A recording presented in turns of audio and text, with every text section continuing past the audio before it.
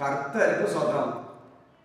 தமிழ்நாட்டில் 2026ஆம் ஆண்டு 23ஆம் தேதி புதிய முதலமைச்சர் தேர்ந்தெடுப்பதற்காக ஓட்டுகள் தமிழ்நாட்டில் உள்ள அனைத்து மக்களும் ஓட்டு போட்டு அந்த முதலமைச்சர் யார் என்று தெரிந்து கொள்வதற்காக அன்றைக்கு ஆரவாரத்தோட மக்கள் எல்லோரும் ஓட்டு போட்டாங்க.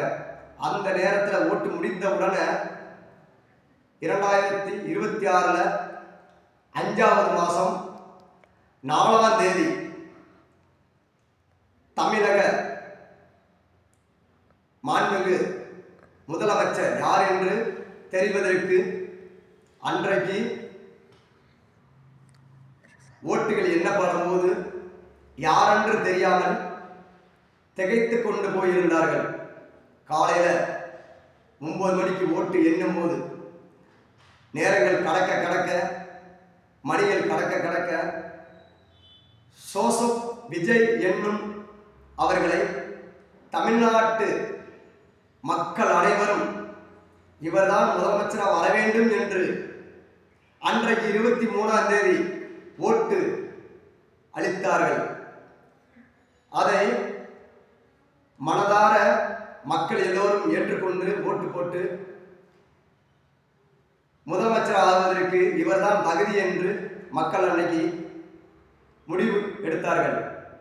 அப்பொழுது ஓட்டு எண்ணிக்கை போய்கொண்டிருக்கும் போது ஜோசப் விஜய் அவர்களுக்கு கடைசி முடிவில் 107 சீட்டு வெற்றி பெற்றார். மற்ற 2 கட்சிகள் மீதியுள்ள ஓட்டுகளை கைப்பற்றினார்கள். 234 சட்டமன்ற உறுப்பினர்கள் தமிழ்நாட்டில், அதில் 118 சீட்டு மெஜாரிட்டி வேணும். இவர் எடுத்துக்கொண்டது 107, மீதி 11 சீட்டு தேவைப்பட்டுள்ளது. அப்புறம் தான் மெஜாரிட்டி காமிக்க முடியும், மாண்புமிகு தமிழக முதலமைச்சராக பதவி ஏற்க முடியும். அப்படி இருக்கும் பொழுது தமிழ்நாட்டினுடைய ஆளுநர் நீங்கள் இன்னும் 11 சீட்டை நீங்கள் கொண்டு வாங்க, உங்களுக்கு முதலமைச்சர் பொறுப்பை நாங்கள் கொடுப்போம் சொல்லி வார்த்தைகள் வந்து கொண்டு இருக்கிறது. அது மக்களால் தாங்க முடியவில்லை, அவராலையும் தாங்க முடியவில்லை. நாட்கள் தள்ளி போய் கொண்டிருந்தது அவருக்கு முதலமைச்சர் சீட்டு வழங்குவதற்கு. தமிழ்நாடு முழுவதும் மக்கள்கள் கொந்தளித்து போயிருந்தது.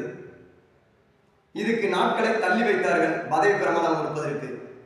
அடுத்த நாள் இப்படின்னு சொல்லி நாட்களை கொஞ்சம் தள்ளி வைத்துக் கொண்டிருக்கும் போது அவர் நினைத்திருக்கலாம், மாண்புமிகு தமிழக முதலமைச்சர் ஜோசப் விஜய், இது ஏதோ சதி நடக்குது, இது ஏதோ ஒரு என்னென்னமோ நடக்க போகுது, சதிகளை முறியடிக்கணும், சதிகளை எப்படி முறியடிக்க வேண்டும் என்று அவருக்கு மனதுக்குள் இருக்கும். இதுக்கெல்லாம் யார் அந்த சதியெல்லாம் முறியடித்து உடைத்து விட வேண்டும் சொல்லி நினைக்கும் போது அவர் ஏற்றுக்கொண்ட தகப்பன் பரிசுத்தமான கர்த்தர் அவர்கிட்ட ஜெபத்தில் உட்கார்ந்திருப்பார்.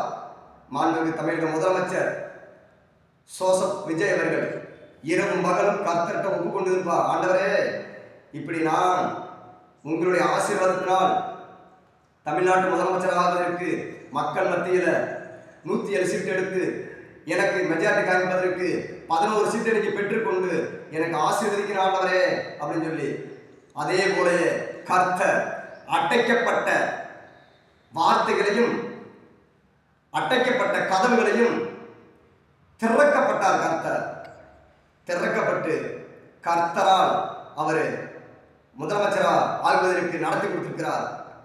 அதாவது அடைக்கப்பட்ட, அதாவது பெண்களுக்கு எவ்வளவோ நாட்களா கருவை அடைக்கப்பட்டு அந்த திறக்கப்பட்டு கருவை ஊற்றுவதற்கு யாராலும் முடியாது, ஒரே ராஜா வாழ முடியும், கர்த்தர் அவர். அதே போலதான் அந்த காலத்தில் நடந்த சம்பவங்கள். ஆபிரகாம் தேவன் சாராளுக்கு 70 வருடமா கருவை அடைக்கப்பட்டிருந்தது. அந்த அடைக்கப்பட்ட கருவை திறக்கப்பட்டு ஒரு குமாரனை கொடுத்தார் கர்த்தர். 50 வருட காலத்தையும் உயர்வு கொடுத்தார். அதுபோலதான் மாண்புமிகு தமிழக முதல்வர் அண்ணன் ஜோசப் விஜய் அவர்களுக்கு இன்றைக்கு 10 மணிக்கு ஆண்டவருடைய ஆசீர்வாதத்தினால மாண்புமிகு தமிழக முதலமைச்சர் என்ற பொறுப்பை தமிழ்நாட்டினுடைய ஆளுநர் வழங்கியிருக்கிறார். வழங்கின பதவியில் இருந்து, அந்த முதலமைச்சர் நாற்காலியில் இருந்து மக்களோட இருந்து மக்களுக்கு எவ்வளவு பணிகளை நிறைவு பண்ணணும், மக்களுக்கு எவ்வளவு சந்தோஷத்தை கொடுக்கணும், மக்களுக்கு என்ன தேவையோ, மக்களுக்கு எது தேவையோ அப்படின்னு சொல்லி இந்த நாள்ல இருந்து 5 வருடத்துக்கு ஆண்டவருடைய ஆசீர்வாதத்தினாலையும் அவருடைய சித்தத்தினாலையும் மக்களாக இருந்து மாண்புமிகு தமிழக முதலமைச்சர் ஜோசப் விஜய் அண்ணே அவர்கள் மக்களுக்கு பணியாற்றுவதற்கு நல்ல ஒரு மனசோட, நல்ல ஒரு பாசத்தோடு இருந்து, முதலமைச்சராக இருந்தும், அண்ணனாக இருந்தும், தம்பியாக இருந்தும், தங்கையாக இருந்தும், அக்காவாக இருந்தும், பெற்றோராக இருந்தும், நண்பர்களாக இருந்தும், மொத்தத்தில் நம் தமிழ்நாட்டு மக்களாகவே அவரும் இருந்து மக்களுக்கு நல்லது செய்வதற்கு ஆண்டவர்கிட்ட கோடான ஒரு நன்றி சொல்கிறேன். ஆமென்.